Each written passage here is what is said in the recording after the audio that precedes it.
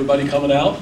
It's good to see everyone again. Seems like it's been a while, and I think this time of year. I feel like I say this every year, but this time of year is a great time of year because it's a time when it's literally a few days away from where you can get out on the court and actually get to work and start the process with a new team and have the chance to start getting some questions answered and have some new ones raised, and because I think the off season is really a time to you look back and evaluate, I think, and I think also in the off season as you're doing that, and then you look forward and you start speculating. I mean, we do that as coaches, just like media and fans do, and so I think it's exciting to be at a time where a week, 2 weeks from now, we can actually gather in a room like this and start talking about what we actually see on the floor and the things that we need to get better at. And so obviously we had a challenging spring, without question, and took some hits and had some adversity. But I think as I said all along, I think that is part of the building process when you're building a program, and I think it's something that we learned a lot during that process. I don't think there's any question that we've grown as a program. Me as a coach, I think our staff, our players for sure, and it's something that now we're looking forward to moving forward and getting focused on this year's team, which in all honesty we've been doing for months, but now that the actual season is here, in terms of practice starting, I think that's something that's even more real, probably for all of us. And I think this is a team for us that when you look at our personnel, as a coach, I'm excited because I think that we've added some nice pieces. I think that we've got some great versatility. We've got guys that play either multiple positions, or do multiple things. We've got inside guys that can step out and do things on the perimeter. We have perimeter guys that can go inside and be pretty effective around the basket. And it's a team that's to this point, it's just been fall workouts, but it's shown a unbelievable work ethic and great attitude. Been really good good camaraderie. I think among the guys, and one that for me, I'm really excited to start working with and kind of get out on the floor and start finding out exactly what it is that we can do. And it's a team that obviously isn't the most experienced or the biggest, but I think it's a team that's going to be a team of fighters, and a team that I'm going to have a lot of fun coaching. I think that our fans are going to really enjoy watching. And we've got a challenging non-conference schedule. Sticking with our theme of building a program, we haven't watered the schedule down.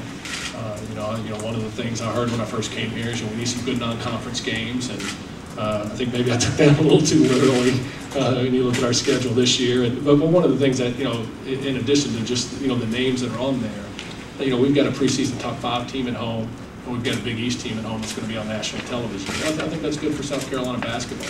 That kind of fits with our sticking with our model of building our program through having a national schedule, and it's going to present some challenges, but one that's going to prepare us for SEC play where. And I know we don't have divisions anymore, but our schedule is still that, where potentially we could play 6 games against top 10 teams. If you take Kentucky and Vanderbilt, who's maybe got their best team in school history, and Florida, who's got is getting some looks towards that top 10, has got tremendous perimeter play, and one of my favorite players in the SEC, and Patrick, I think he's terrific. But anyway, our non-conference will prepare us for a challenging SEC schedule. Without question. I think from a basketball standpoint, obviously we've got to shoot the ball better. Does anybody disagree with that? Okay, that's pretty obvious. You can watch your first basketball game last year and known that with our team. But we need to shoot the ball better. But I think that's going to come through, us doing a better job of coaching that, obviously. But being a team that's a little bit more about our shot selection. We have to understand that better. We've got to play inside out more. We've got to move the basketball collectively. I think better. And obviously we want to continue to be good on the offensive glass. And then I think defensively we've got to be a team that prides ourselves on our defense and our rebounding. And again, we're going to have to do it by fighting and scrapping and being creative, but. I think it's something that's going to be really important, for this team, that we hang our hat on defending and rebounding so that we have a chance every night. If you look at our last 8 games last year where, you know, we had some injury issues and we were banged up a little bit. We had to play a defense that we normally don't ever play, almost exclusively in zone. You know, 4 of those games we held teams to 66 points or less. You know, a couple of those games were like 63 and 60.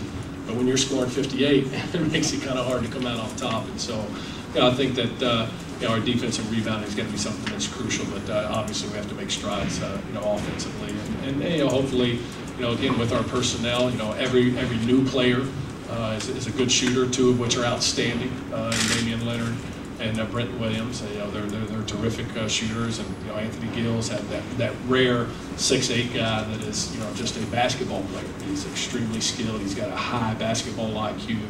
He can play inside and out. So, you know, that's 3 guys that I think give us more offensive punch. And in addition to, you know, I think the guys we have coming back that you know, can provide some good things and have all made, you know, good strides and really improved. And you know, we'll move forward with that thought in mind. And then, you know, obviously with Bruce, you know, we're gonna you know, get him back, you know, at some point. And then when that happens, you know, we'll look forward to getting him back and then working him in as we go. It's new for both of us, as I said. And you know, and you know, let me say, I'm unbelievably proud of Bruce Ellington.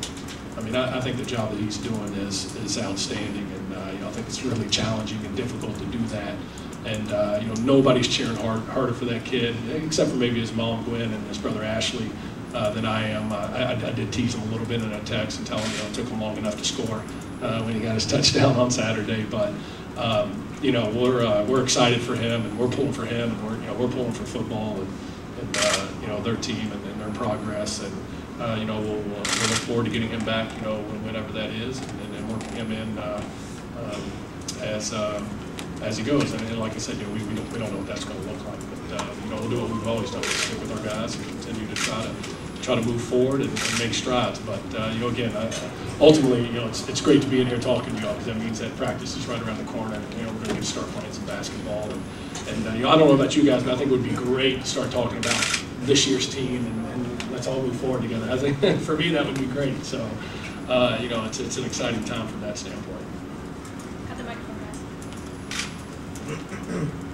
Darrin, you mentioned the shooting last season, where it just kind of, I think maybe about mid-January is where it really kind of started. Do you think having a team that's been through a full year now and been through a full year of college will really help that experience and be able to shoot and finish out the year? Yeah, I think it will. You know, I think it's a lot of things, like anything, Dave. You know, I think that's part of it. You know, I think part of it is, you know, us coaching better and you know, our players understanding shot selection. I think some adjustments will be made. We'll correct some of that in terms of you know, how to do some things offensively, and I think some of it too is, you know, we're better too. You know, I'm better as a coach in understanding when you've got a bunch of young guys. You know, maybe how to deal with some of that, and how to you know, make sure we're getting the right shots and that kind of thing. But yeah, I do think, you know, there's really no substitute for experience, and I think having some guys that have gone through it. And you know, the interesting thing about making shots in basketball is that, you know, it's not just a matter of you got more points. You know, a key shot at the right time can change a player's game, you know, can transform, you know, the momentum in a game. I mean, you know, there are a lot of times last year, for example, that our press was really effective and we forced turnovers, and we'd get a wide open shot and it didn't go in. You know, if one of those goes in and you set your press and who knows what happens, you know, it changes everything. So it's a lot of that kind of stuff too. But you know, again, we placed a premium on that, and as I said, I think we've got some new guys that can help us. I think our returning guys are shooting it very well. You know, again, R.J. Slauson's not a guy that I mentioned, but again, another 6'8" guy that can shoot the three-point shot. You know, that becomes a matchup issue for opponents, and so I think that's an area we'll definitely be better in. Darrin, is this going to be a year where you're going to put your best 5 on the floor, and it may not be folks who traditionally fit in the positions that they have been playing, or that you would typically think they would be playing? Yeah, I think that's, you know, probably didn't articulate well enough, but kind of what I meant, Andy, when I was talking about, you know, a fun team to coach, and that we've got some versatility. You know, there may be times that we throw our 5 best players out there, kind of regardless of position, so to speak. Not exactly, but, you know, so to speak. And then, you know, there may be times where we can go really small with a terrific offensive lineup. You know, there may be times where we could go unbelievably big, you know, where you have a, you know, who knows, a DeMontre Harris, Anthony Gill, R.J. Slauson, Malik Cook, and Lakeem Jackson on the floor. You I mean, that's a huge athletic lineup. Will that ever happen? I don't know. But again, those are the kind of things that is exciting about this team, and why this is an exciting time of year for us, because we get to get out on the floor here in the next few weeks and start to try to figure some of that out, and how would it look, and how would it work for us.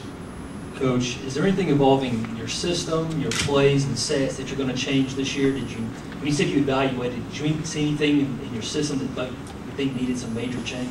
Yeah, I think the big thing with system, and I've said this, from day one since I got here, and from day one being a head coach, our system is really most about a mentality, about how we want to play the game.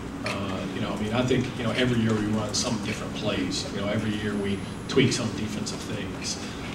So will we see some of that this year? Yeah, sure. I think we will, like, any year, because that's what you do. Ultimately, what we have to do is do what's best to fit our personnel and put us in the best position to have an opportunity to win games. So, will we see some different things? Yeah, I think we will. But I think our system, in terms of wanting to play aggressive, wanting to be an attacking team, wanting to be a team that prides itself on trying to do the little things and make sure that we're never outfought.